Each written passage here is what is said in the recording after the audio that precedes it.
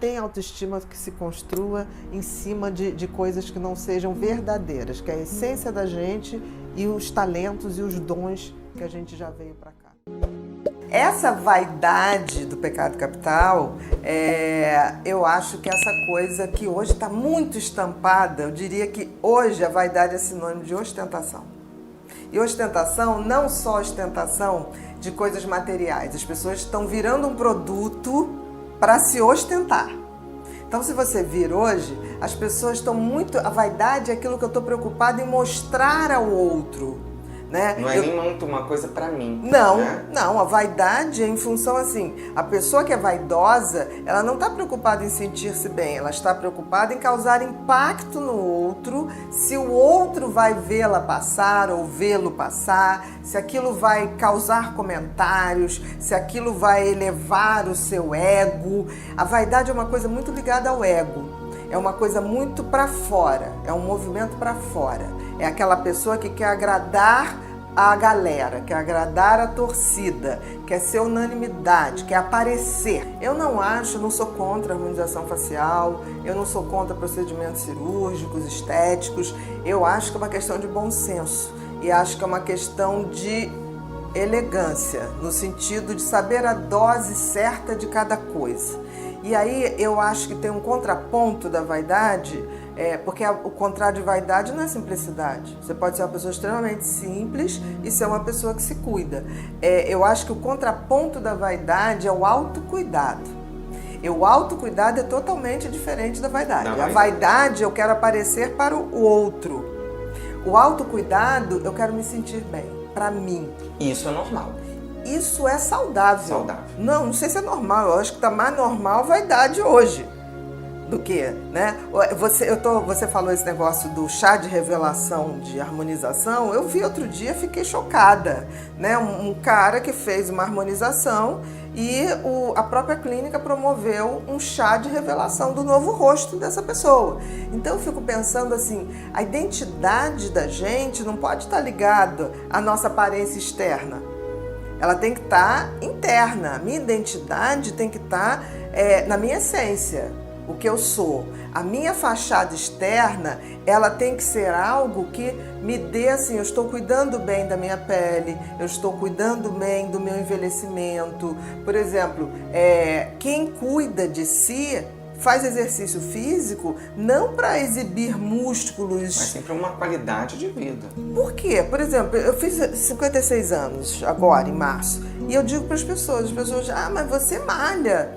Gente, eu malho para ter funcionalidade. Eu quero chegar aos 80 e não precisar de uma bengala. Eu quero chegar aos 80 tendo um músculo para sustentar meus ossos, para não ter osteoporose. É muito importante que as pessoas entendam que está havendo hoje o pecado da vaidade na forma de ostentação mesmo. Tem pessoas que não se preocupam em se expor ao excesso, expor o que tem, né? Tem pessoas que passam o dia inteiro mostrando o que tem. Isso, gente, é uma vaidade muito grande. Aí você já abriu assim, uma vaidade até para o comportamento, não só mais para a sua estética, né? Exatamente. Eu acho que isso é tão desrespeitoso com o outro, porque, por exemplo, se eu abro um armário para mostrar coisas caríssimas, eu estou mostrando para pessoas que não têm o que comer. A gente tem que ter esse respeito, né? Eu não sou uma pessoa que tenho coisas de grife, as poucas coisas de grife que eu tenho eu ganho e digo para as pessoas que não precisava, que não me dê mais isso, porque assim, não é aquilo que me define. Não. Então eu acho que a vaidade excessiva, toda vaidade passa a ser excessiva porque ela é uma criação de uma máscara, de uma cera. Um grande perigo, e não é por outra razão que a gente vê há muito tempo, não é agora, um crescimento cada vez mais exponencial. Quanto mais uma pessoa tem de coisas materiais, ou de vaidade, ou de ostentação, mais ela aumenta a probabilidade de deprimir e de tentativas de suicídio. Isso é um estudo inglês já de 2016, antes da pandemia, antes do boom das redes sociais, onde a gente vê que onde tem grandes ostentações, grandes manifestações de vaidade, tem grandes vazios escondidos. Não é por outra razão que a gente vê assim, o influencer tal, que era o cara que tinha um corpo maravilhoso, que era o cara que usava as roupas mais bacanas, de repente você tem uma notícia ali, foi encontrado morto. Então assim, não é à toa que vaidade é pecado capital. Está na hora da gente rever esse conceito do que é vaidade e optar para ter o autocuidado. É a gente se cuidar não para montar um personagem para os outros, é a gente se cuidar em função de dar funcionalidade ao nosso corpo, suporte ao nosso espírito, porque em última instância o nosso corpo é o abrigo do nosso espírito. O que a gente tem que cuidar é da nossa espiritualidade, o que a gente tem que cuidar é da nossa essência, dos nossos talentos, dos nossos valores. Isso sim vai tornar a gente uma pessoa muito melhor e cada vez mais independente do julgamento externo. Porque uma pessoa que tem uma vaidade muito grande e fica um escravo do julgamento externo. Eu acho assim, que a gente tem que lembrar que a autoestima, ela é uma avaliação que a gente tem da gente mesmo. E se a gente for botar isso dentro da sociedade como um todo, é tão importante a questão, numa sociedade capitalista liberal, a validação, você valorizar qualquer coisa, patrimônio, empresa, imóvel, é absolutamente importante. Que eles chamam o setor das empresas, tem o tal do valuation. O valuation é quando você, por exemplo, uma empresa quer comprar outra, então tem um setor que vai ver qual é o valor de mercado daquela empresa. Você vai comprar um imóvel, vai vender um imóvel, tem também o valuation daquele imóvel. Então, isso perpassa toda a nossa sociedade ocidental e oriental também hoje. A questão é que a gente fica se perguntando como é que a gente faz uma validação, um valuation da gente, que seria a autoestima. Como é que a gente se valida? Que valor a gente dá a gente?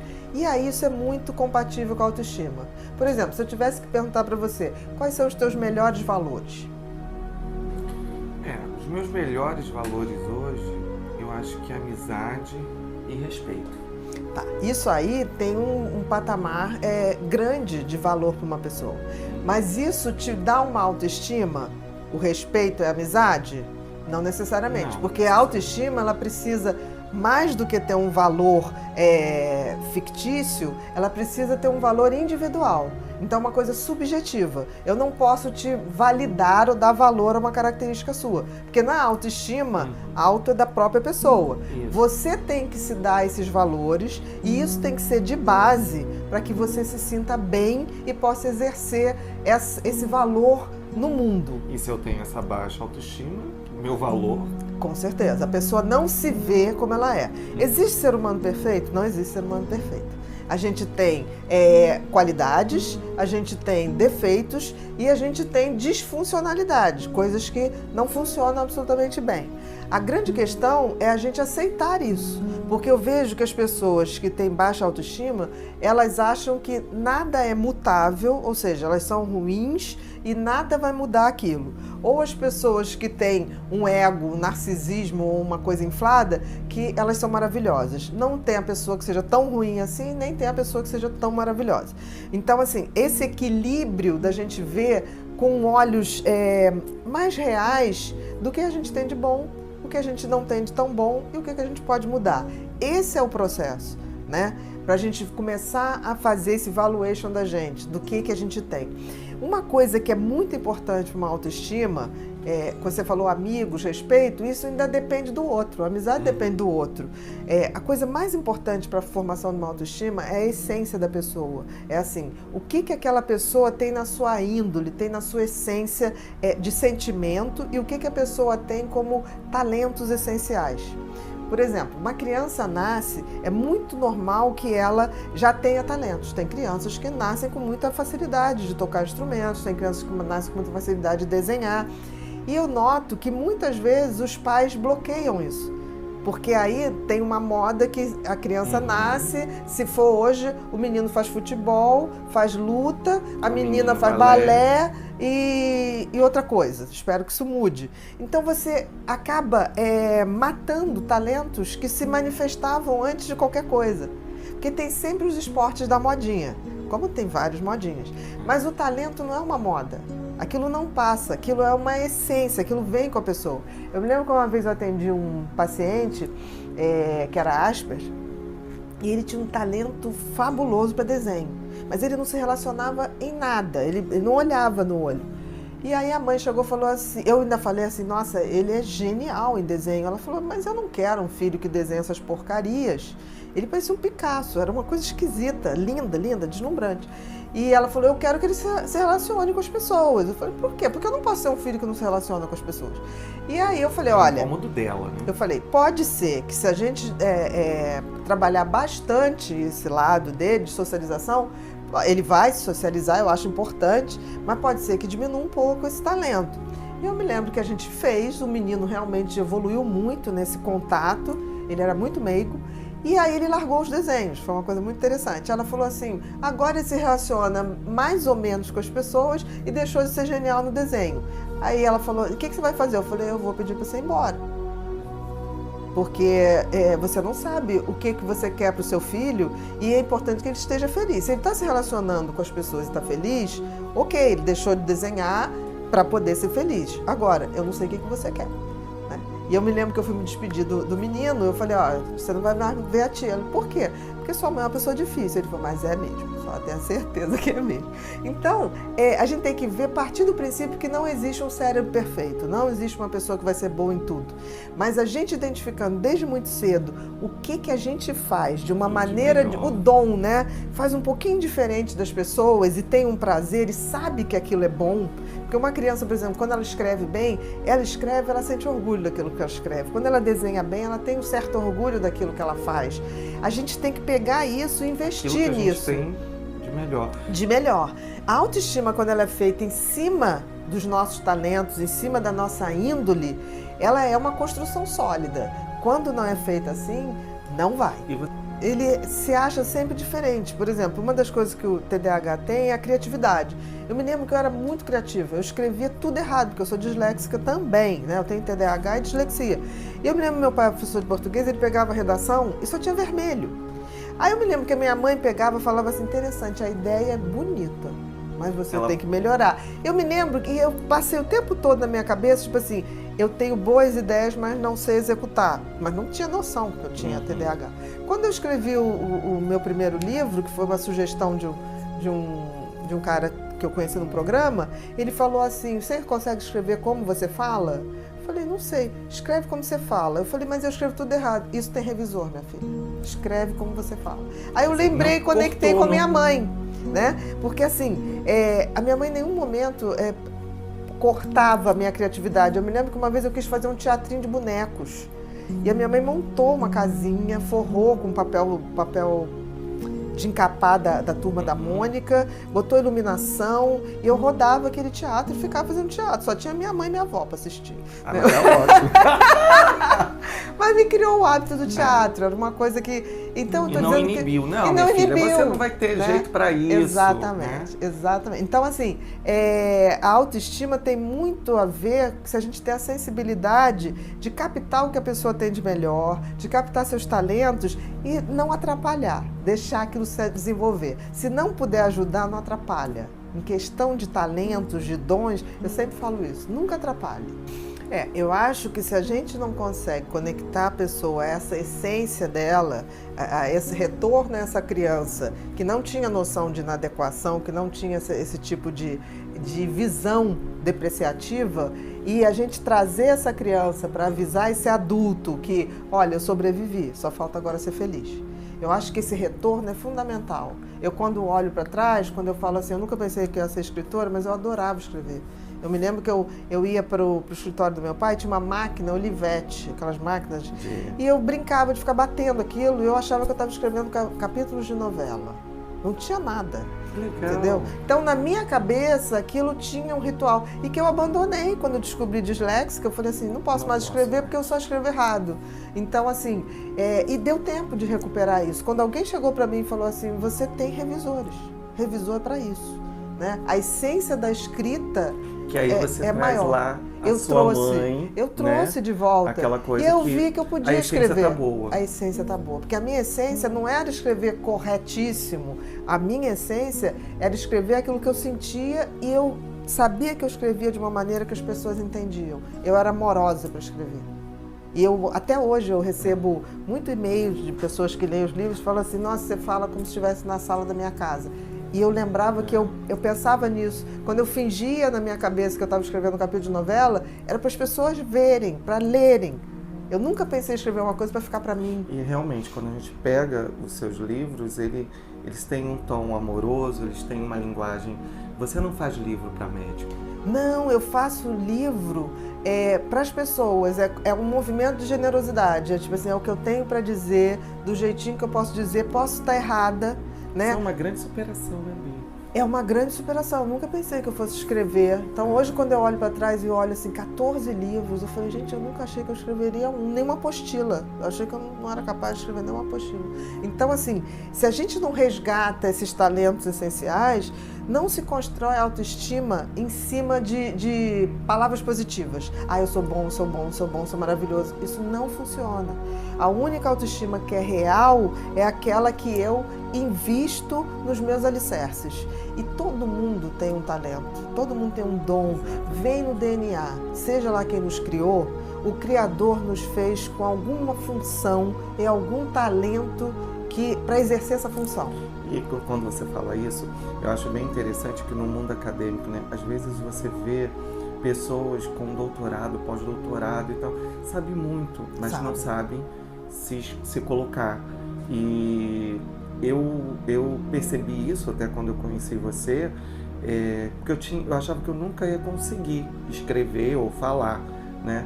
E quando você me conheceu, você devia ter me assistido em alguma coisa, e você falou assim, fala como você dá palestra, escreve dessa forma. Exatamente. E é isso que eu venho tentando me desenvolver e tenho vindo me desenvolvendo. Quer dizer, teve alguém que veio ali e falou assim, ele tem esse dom, ele pode estar meio... Eu tive uma época que eu recebi uma proposta da ONU, isso tem uns 20 anos atrás, que a ONU tinha e eu participei desse projeto, era uma oficina de talentos. Então, por exemplo, identificava um talento numa criança, dava 200 bolsas no Brasil inteiro. E aí a gente tinha que indicar um talento, fosse do balé, fosse de esporte, fosse de escrita. Eu não sei se existe esse projeto ainda hoje. Eu tenho maior vontade de fazer esse projeto assim, mais amplo. Eu adoraria ter uma empresa que eu pudesse escolher talentos para investir. Eu acho uma bolsa de valores maravilhosa. É verdade. Porque, assim, além de você ressuscitar a autoestima, você, quando bota dinheiro e capacitação num talento de alguém, aquilo vai dar uma boa coisa. Para a humanidade e para a pessoa. Qualquer profissão. E aí eu trago, para a gente ir finalizando, mas você pode falar muito bem disso que você já viu, o sorriso. O Gari, né? Aquilo ficou marcado. O Gari da Sapucaí. Né? Tipo assim, pleno carnaval, o cara tá ali varrendo. E ele transformou, né, uma alegria aquele trabalho naquele dia e hoje ganha dinheiro com isso, da palestra. Sim. Porque isso que é lindo, né? Tipo assim, ele não queria ser outra coisa. Ele gostava de fazer aquilo e ele fez aquilo do jeitinho dele. Ele imprimiu tesão, com amor e com alegria mesmo. Você olha pro sorriso, ele tá feliz de estar varrendo. Sorriso, né? Ele dança, mas ele varre. Quer dizer, as pessoas dizem, mas ele não varre. Ele varre. Ele foi visto varrendo. Então, assim, seja onde for, a gente tem que deixar a essência da gente, o carimbo da gente. É isso que fica. É isso que fica. Não tem outra coisa. Então, é a receitinha do bolo. O dom da gente. Não tem autoestima que se construa em cima de coisas que não sejam verdadeiras, que é a essência da gente e os talentos e os dons que a gente já veio para cá. Senão a gente está aqui para evoluir. E evoluir através dos nossos talentos.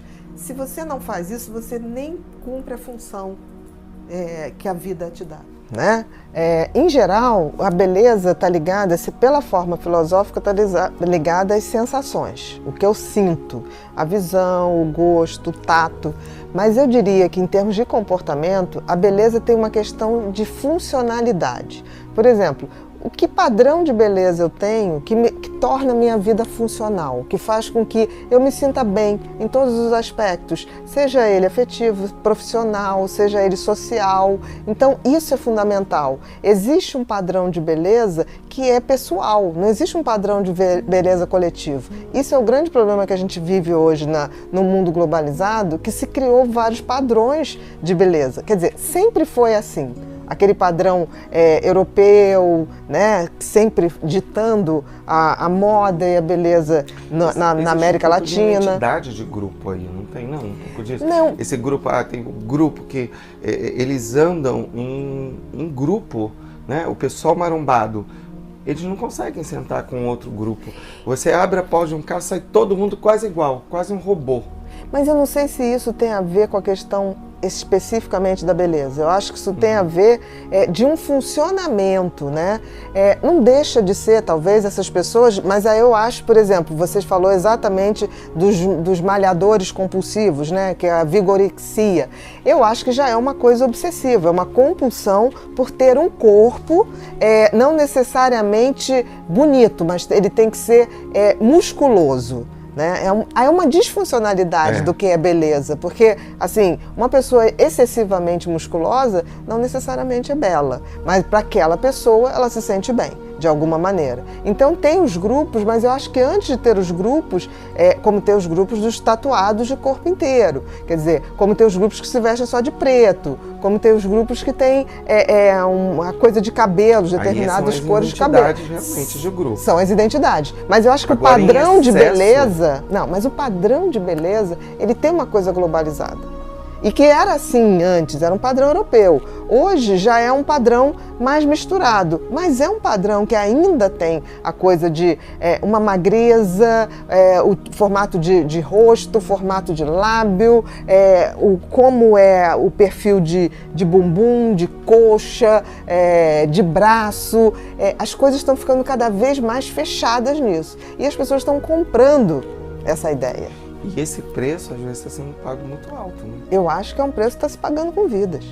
Quando você estava falando ainda do grupo, né, dos musculosos e tal, essa questão de superdosagem de hormônios,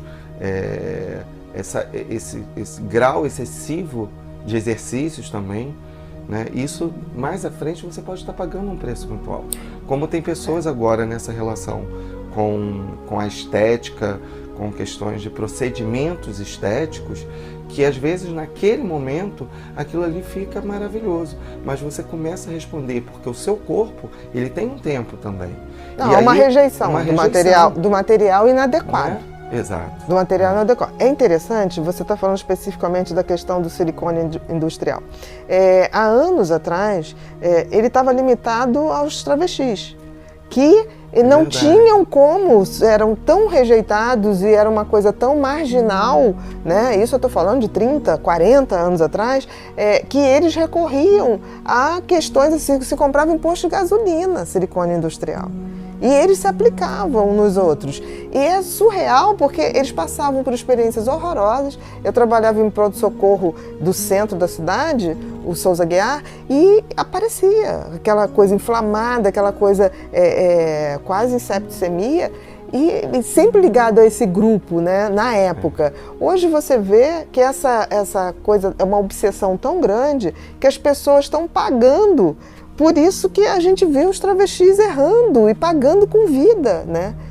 Eu acho até que os travestis hoje são muito mais seletivos nesse sentido, muito porque mais aprenderam. Então, assim, eu acho que existe uma desinformação muito grande, eu acho que existe uma série de pessoas que se valem dessa desinformação para vender o produto beleza a um preço que não é possível, no sentido de vender um material disfarçado, mas eu acho também que as pessoas estão começando a fazer qualquer coisa para ter um padrão que não tem como, você não se transforma numa outra pessoa. Não adianta você pegar um padrão, tipo assim, eu quero a boca da Angelina Jolie, eu quero o perfil de uma atriz qualquer, Meryl Streep, eu quero o cabelo de não sei o que lá. Se você for fazer isso, você monta um monstro.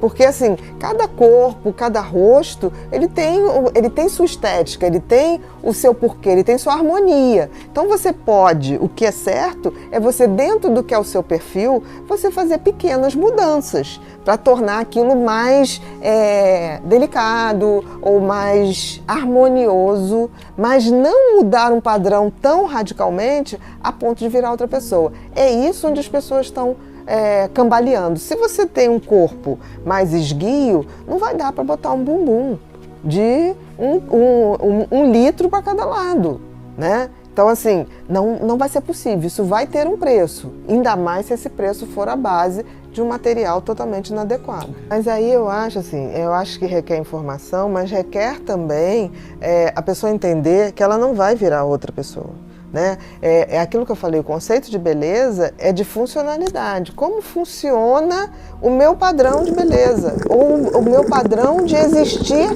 de uma forma confortável para mim. Então, assim, eu não vou ser outra pessoa, não tem isso.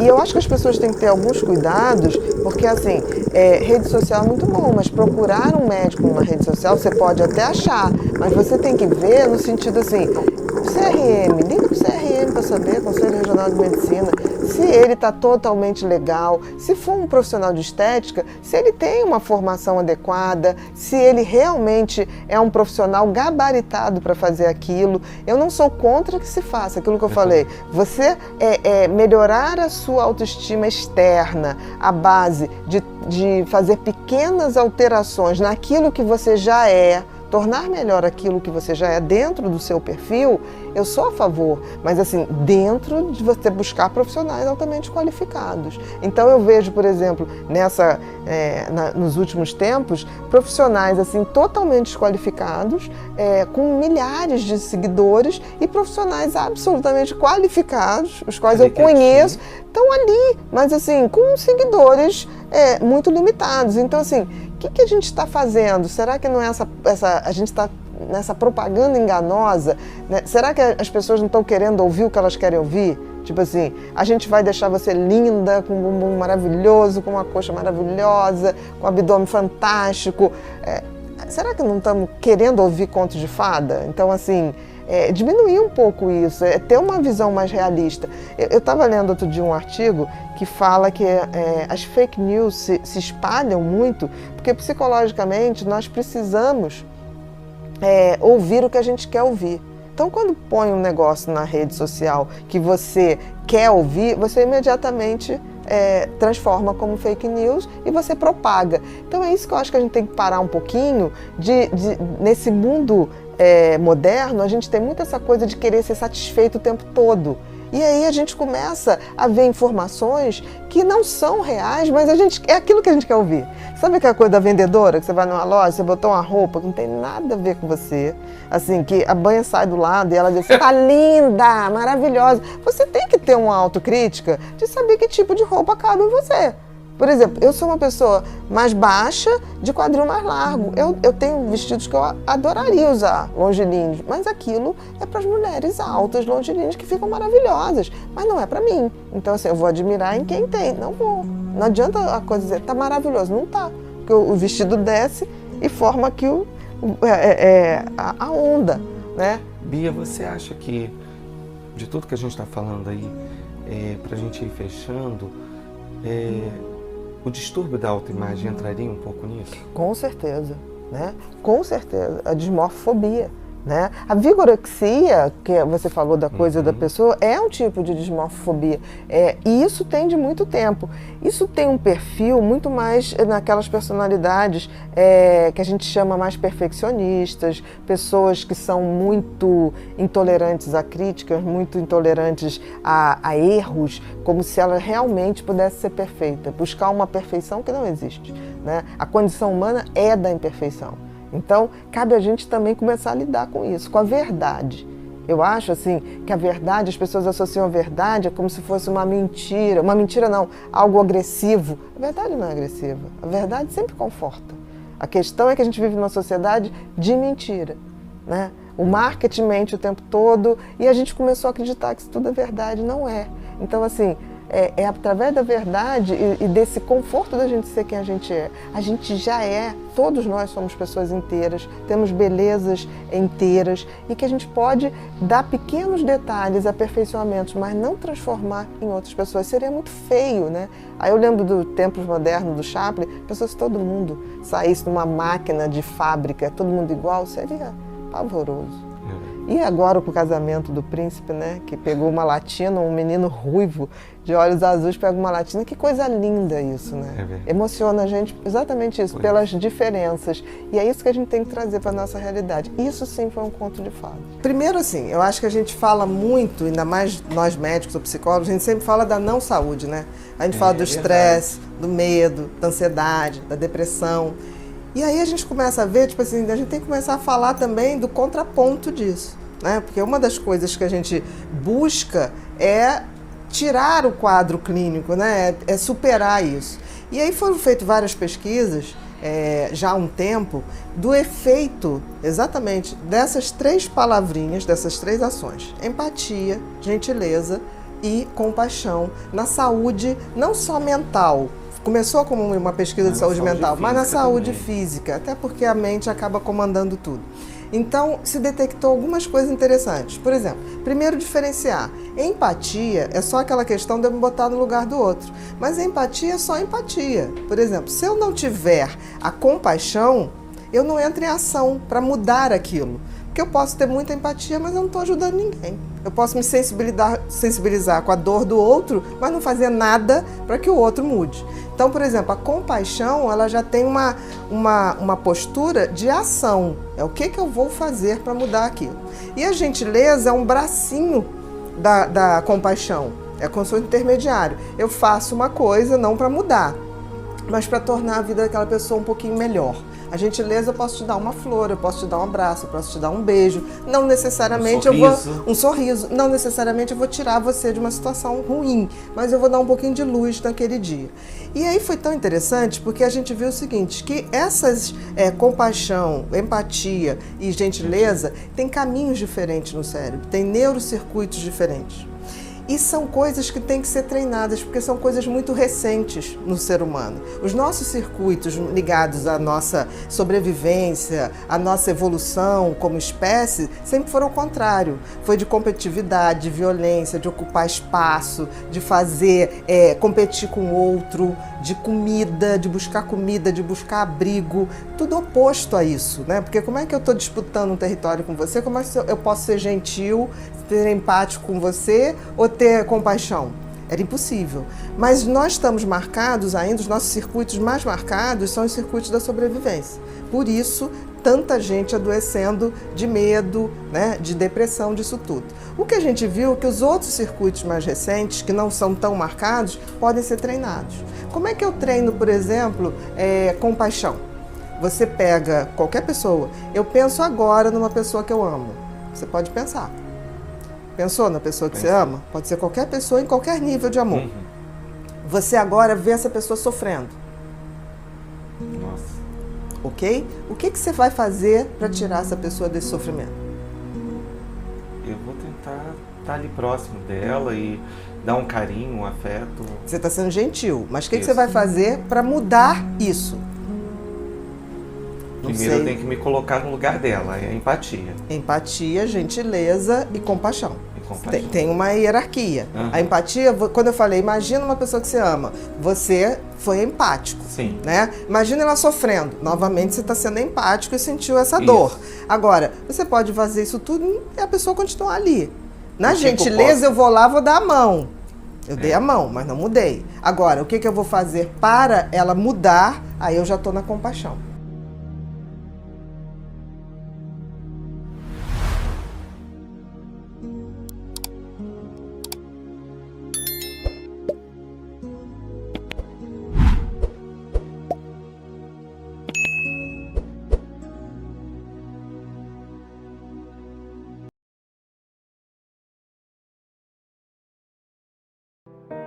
Não perca a chance de aplicar os princípios estoicos para lidar com as adversidades da vida. Adquira já o nosso e-book Mentalidade Estoica e descubra como cultivar a serenidade em meio ao caos. tomar decisões mais sábias e superar as adversidades com força mental. Clique no link do primeiro comentário fixado e embarque na sua jornada de sabedoria.